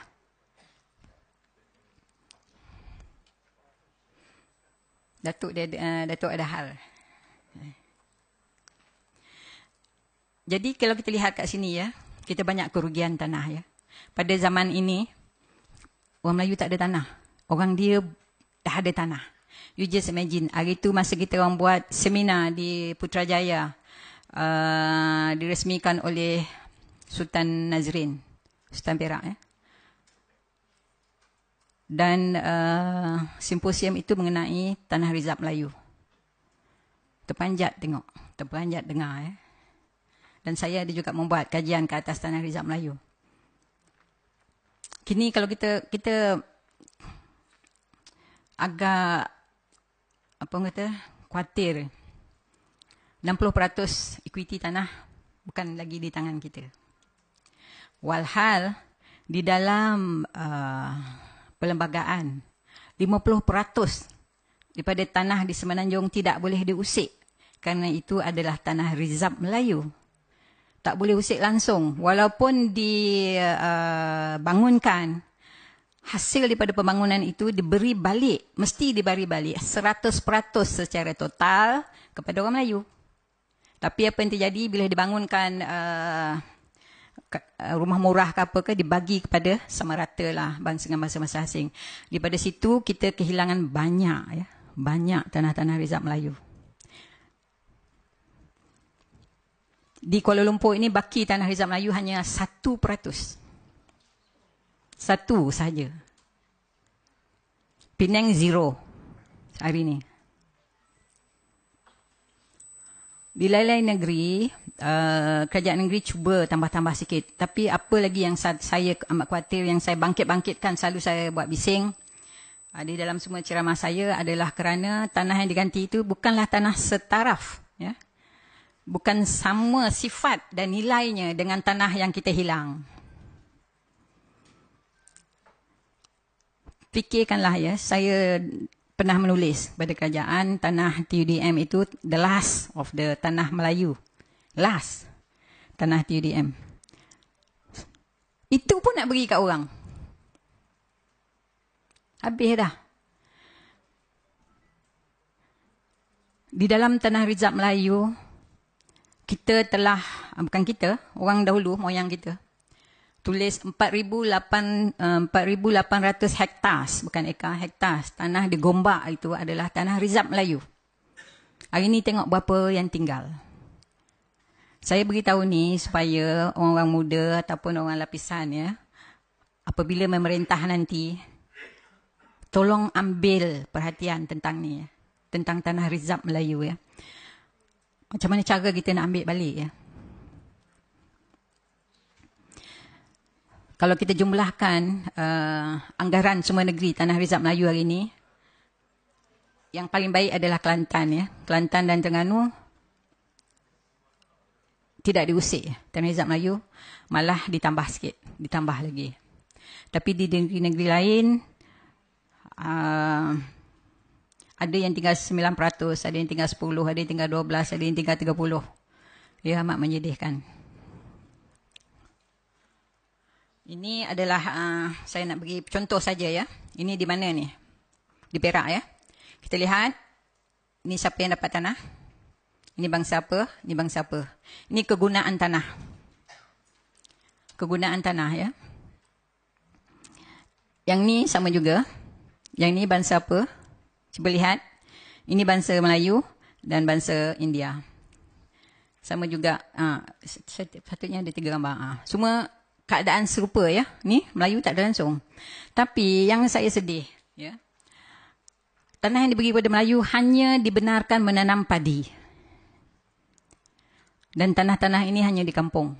Tapi tanah-tanah yang lain yang diberikan kepada bangsa asing adalah di dalam pekan, adalah tanah-tanah yang prominent, tanah yang berprestij, yang tinggi nilainya, yang boleh dibuat pelombongan timah dan emas dan juga besi. Dan juga tanam ladang getah.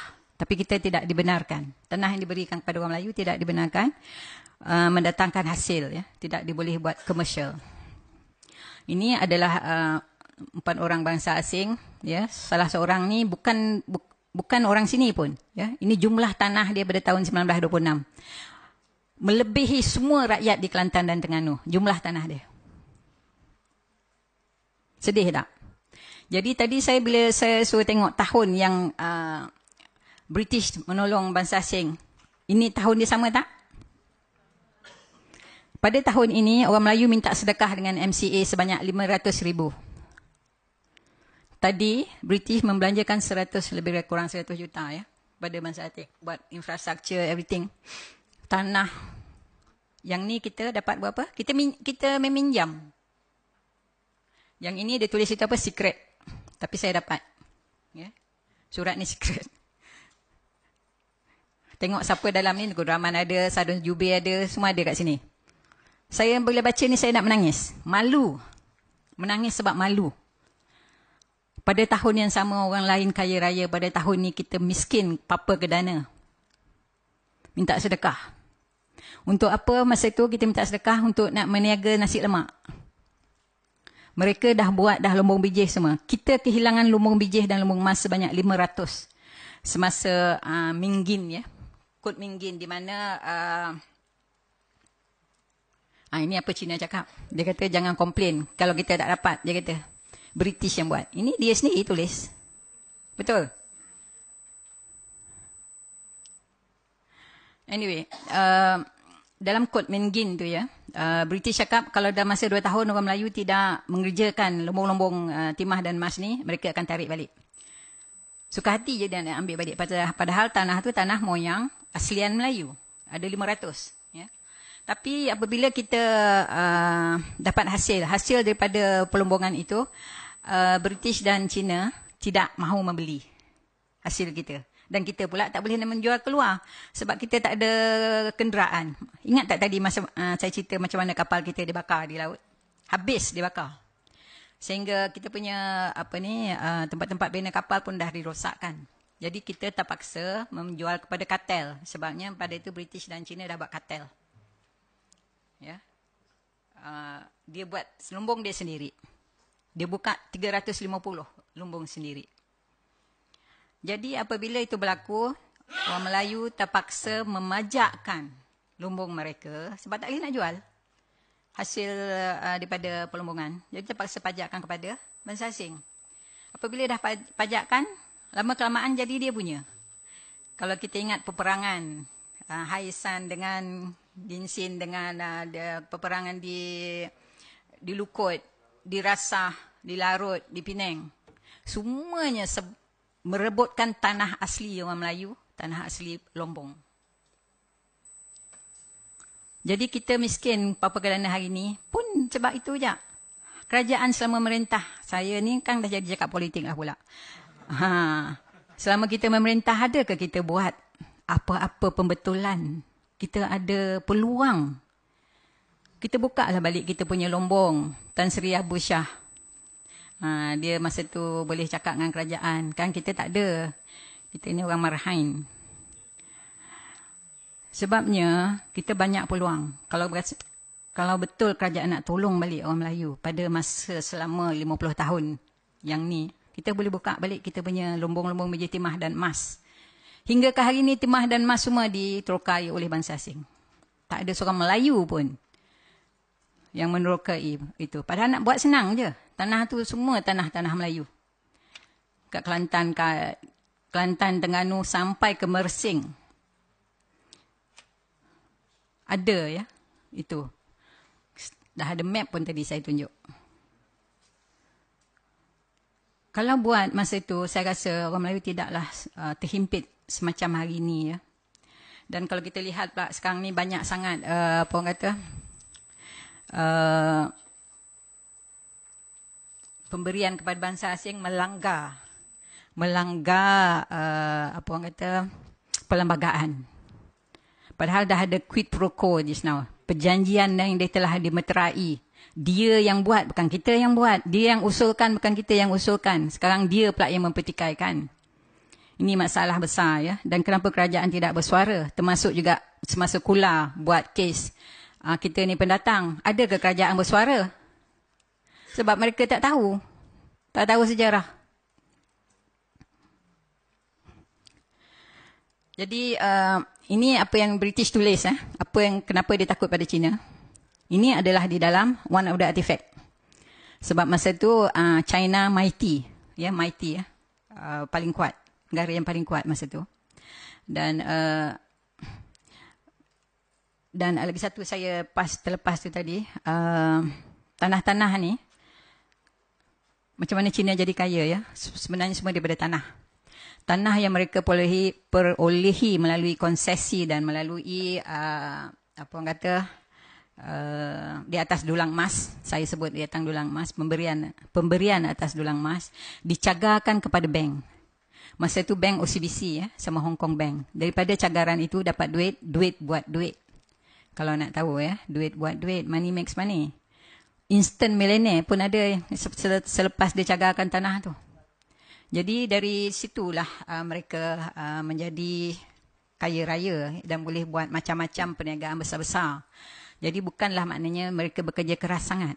Mereka ada apa orang kata sumber ya untuk membuat sesuatu perniagaan besar. Jadi hari ini mereka dah ada sumber tu ya, dan instant millionaire yang 1 million tadi instant millionaire. Dia hingga anak cucu dia dah jadi berapa puluh juta pula jadi millionaire. Kita hari ni boleh kira dengan tangan berapa orang Melayu millionaire. Oh, kerajaan sibuk lah pula kata Melayu ni tak kerja keras. Cubalah bidikari apa semua. Macam mana? Nak jual nasi lemak boleh lah. Kalau you perhatikan hari ni pinjaman daripada AIM tahu apa ya? Amanah Ikhtiar ya. Pinjaman antara 500,000 ke sampai ke 3,000 ya. Nak buat meniaga apa? Apa tu kena bayar macam malung pula tu tiap-tiap minggu kena bayar. Macam mana nak buat tabungan? Kalau bayar tiap-tiap minggu balik, kena bayar balik tiap-tiap minggu. Tiap-tiap kali bayar tu kena pergi sendiri, spend pula another 1 hour kat situ. Berborak-borak pula dengan dia, buang-buang masa. Jadi AIM tu, hari tu saya sebut pada Tun, ya, PM kita. Saya kata itu membuang masa AIM ni. Bukan nak tolong Melayu, nak punahkan Melayu ada. Sebabnya nak bayar balik AIM tu, Melayu ni pinjam pula balik pada Alung. Sebabnya nak bayar mingguan. Jadi saya syorkan kepada masa tu PM untuk buat bank mara. Di mana boleh buat pinjaman dengan lebih terancang dan boleh menabung dengan lebih terancang dan bayaran dibuat dalam bulanan. At least ada masa untuk buat pusingan berniaga. Saya tak tahulah itu hal politik. Saya kan tak tahu politik pun, tapi saya rasa boleh masuk akal tak cara itu. Tanah Rizab Melayu ni ya, macam mana kita dapat Tanah Rizab Melayu ni? Bukanlah pemberian baik hati orang British. Ini lagi satu saya dapat temui apabila orang asli, pasal orang dulu raja-raja kita sebenarnya Tok Batin. Tok Batin tu adalah raja. Ya. Apabila British datang, dia tak mengiktiraf Tok Batin sebagai raja. Dulu Tok Batin, apabila keluarga Melayu, antara anaknya bila berkahwin, dia beri tanah, sebidang tanah untuk buat tanam sawah padi ke apa ya. Dipacaknya empat kayu situ, ini tanah awak. Tanah engkau, 2 ekar ke 3 ekar ke, buatlah apa-apa. Apabila British datang, British tidak mengiktiraf orang asli sebagai Tok Batin sebagai raja. Sebenarnya raja-raja ni ditubuhkan oleh British. Ya, itu saya sampai ke situ. Tapi apabila itu terjadi, berlakulah peperangan antara kalau ingat peperangan Naning ya, antara Dol Said ya, suku Samelenggang. Dol Said. Dia mempertahankan hak dia sebab British nak ambil tanah tu sebab ada timah dan emas dan apa semua kawasan tu. Jadi dia berperang berapa lama ya. Dia hantarnya Singh ya, masa tu askar British adalah Singh tu ya, untuk berperang. Tak menang-menang lama. Digunakan macam-macam cara. Dol Said pun agaknya dah tak tahan lagi. Banyak orang dia mati. Jadi terpaksa keluar pada Naning. British kasih dia rumah apa semua. British take over Naning ya. Oleh kerana orang asli masa tu, orang asli sampai hari ni pun, dia sayang tanah. Perasan tak macam mana orang asli mempertahankan tanah dia? Ingat tak orang asli tu moyang kita sebenarnya? Kita punya cousin ya. Dia masih lagi berperangai macam tu. Dia sayangkan tanah ni sangat. Dia berperang, dia kacau British. Lama British iktiraf tanah adat pertama pada tahun 1908. Itulah mulanya tanah Rizab Melayu sebenarnya. Jadi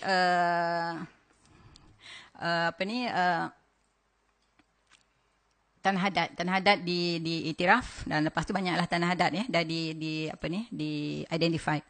Lepas tu tanah enactment tanah Rizab Melayu dibuat 1913. Semua daripada hasil kedegilan ya orang asli. Dapatlah kita tanah-tanah Rizab Melayu tu dulu. Dan sekarang ni kita kehilangan banyak tanah Rizab Melayu. Jadi kita kena bangkit lah ya. Kalau kita kat kampung mana-mana di seluruh Malaysia ni, kalau rasa-rasa kat sebelah tu tanah Rizab Melayu dah diterokai, buatlah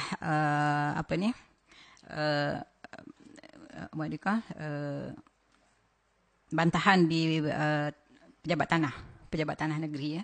Identify tanah tu, kepulasan dia, nombor dia apa semua, kita buat bantahan. Jadi kalau ramai orang buat bantahan, kalau dibangkitkan, jadi mereka akan lebih takut ya untuk nak ambil tanah-tanah Rizab Melayu ni. Ini adalah kertas perjalanan bangsa asing dulu kemari ya, daripada India dan daripada China ya. Mereka datang dengan anjuran British. Mereka boleh datang dulu free dan bayar kemudian ya.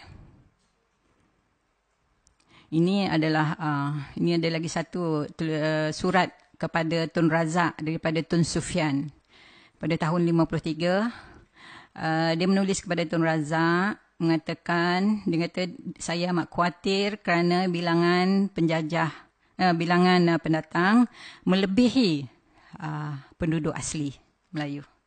Ini surat dia. Ya, ini surat dia. Ini pun saya dapatkan daripada archive London ya. Dan apa yang lepas tu Tun Razak buat adalah dia berjumpa dengan Subandrio dan kita buat satu agreement dia orang dengan pemasukan daripada Sumatera Jawa, daripada Filipin ya. Kita ajak dia masuk dan kita beri kemudahan untuk mengatasi masalah yang ni. Ini apa ya? Oh, ini saya dah sampai ke peringkat akhir ni kot.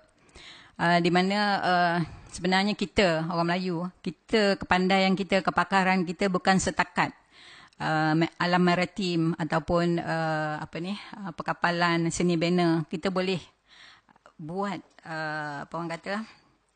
penciptaan atau pekerjaan yang lain, kerana pada masa zaman ini kita banyak dihadkan, ini tak boleh buat, tu tak boleh buat. Hari ni diberi padang yang sama rata. Kita lihat anak cucu kita hari ni bukan yang mendapat 10A, 11A, bukan 1,000, bukan 2,000, berpuluh ribu hari ni.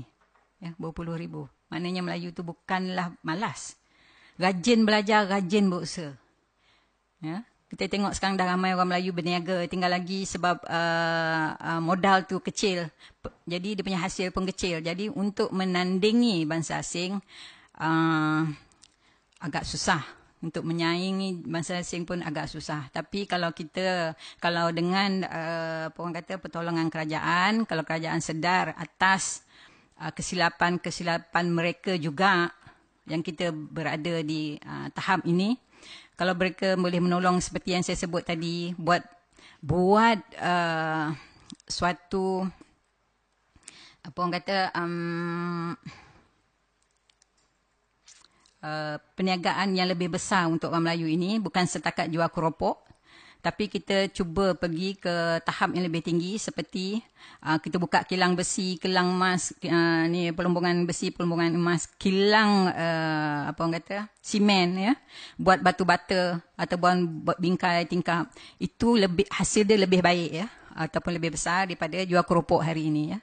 Kerajaan sibuk buat transformasi ini, transformasi itu, sampai saya dah lupa banyak sangat transformasi, tapi benda yang asas tu mereka tak buat. Apa benda yang asas tu? Apa hak kita tu tidak dikembalikan? Buatlah dulu yang asas ni. Yang lain tu saya rasa datang dengan sendirinya, lebih laju, ya, lebih licin. Ini dah saya cakap di saranan kepada kerajaan. Inilah negeri kita yang dahulu, ya, daripada segenting kera. Natuna ni dulu orang Melayu, sampai hari ni pun orang Melayu, dia tak kerti cakap orang Indon pun. Dan Lingga, Linggi, semua ni orang Melayu. Kat Sambas ni dekat ni pun orang Melayu. Tapi apabila orang British dan orang Indonesia membuat perjanjian 1823 untuk split, ya, Indonesia dan Semenanjung Timur Melayu masa itu, kita kehilangan banyak sempadan, ya.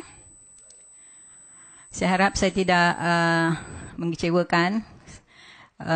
Maaf kalau ada apa-apa kesilapan. Dengan ini hari ini, ya, apa yang terjadi, ya, Melayu, kiblat dia banyak. Kiblat banyak, ya. Ini kiblat PAS, kiblat PH, kiblat UMNO, kiblat banyak macam kiblat. Macam mana kita nak bersatu ni, ya? Boleh, ya, boleh. Kalau nak bersatu ni boleh. Macam saya syorkan, boleh banyak parti-parti Melayu banyak. Tapi boleh apa orang kata, affiliate kan semua parti-parti Melayu ni untuk bersatu. Okay, dengan itu saya ucapkan terima kasih banyak-banyak, ampun maaf banyak-banyak. Wabillahi taufiq wal hidayah. Assalamualaikum warahmatullahi wabarakatuh.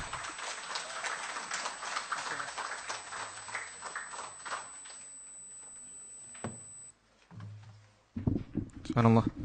Alhamdulillah. Saya mohon tuan-tuan untuk beri satu lagi tepukan gemuruh kepada pembicara kita. Alhamdulillah tuan-tuan, banyak kita belajar hari ini ilmu yang kita cerap daripada syarahan daripada pembicara kita, Puan Zahra. Sedang hadirin yang saya kasih sekalian, seperti mana yang telah saya maklumkan dan seperti mana yang telah ditekankan oleh Sri Agung Abim ketika awal syarahan kita tadi, bahawasanya concern kita ialah kita mahu belajar, mencari ilmu, mengkaji. Sebab itu kita tekankan hujah lawan hujah, idea lawan idea. Maknanya insya-Allah lepas ni kita boleh engage lebih, kita adakan dialog dengan masyarakat bukan Melayu dan belum Islam, supaya kita dapat sama-sama faham sudut pandang, sisi pandang yang lain pula. Sedang ini yang saya kasih sekalian, kita dapat dengar macam-macam fakta tadi berkenaan dengan realiti Melayu hari ini, bangsa kita. Maka banyak lagi kerja yang kita kena buat untuk bangunkan umat kita. Jangan hanya sekadar duduk dan marah, kemudian pegang handphone, upload status Facebook dan tak buat apa-apa. Maka kita perlu sama majukan diri kita, majukan anak bangsa kita dan generasi kita. Sedang ada yang saya kasih sekalian, antara yang saya boleh sebut tadi bagaimana Puan Zahra menekankan bangsa Melayu. InsyaAllah beliau sebut tentang buku baru beliau nak terbitkan, Kehebatan Moyang Melayu, dengan tajuk pun dah menarik. Bagaimana kayanya tamadun bangsa kita satu masa dahulu, dari bidang maritimnya, sejarahnya, waimah busana, Hari ni kalau sahabat tengok, di kiri kanan kita ada yang memakai t-shirt, ada yang berbaju batik dan yang paling penting ada yang bertengkolok. Semalam ramai juga 2-3 orang yang WhatsApp saya tanya, boleh tak nak pakai busana dan sebagainya. Memang kita galakkan tuan-tuan, tidak ada masalah. Ini ada seninya tinggi, betapa kayanya kita dari segi seni kita, budaya kita. Dan yang paling penting ialah adab budi kita tuan-tuan, akal budi kita.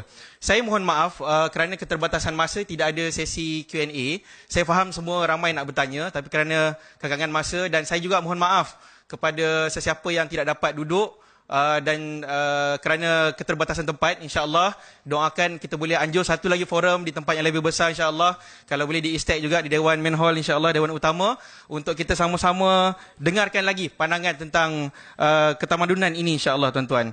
Tuan-tuan, satu poin hujah terakhir untuk saya sebut di sini, bahawasanya sesungguhnya rakyatlah yang mempunyai kuasa yang sebenar. Kerana akhirnya pemimpin datang dan pergi tuan-tuan. Bagaimana Puan Zahra telah menyebut, pemimpin kita yang sebelum ini gagal untuk mempertahankan banyak benda tuan-tuan. Kalau kita nak marah hari ini, banyak benda boleh marah.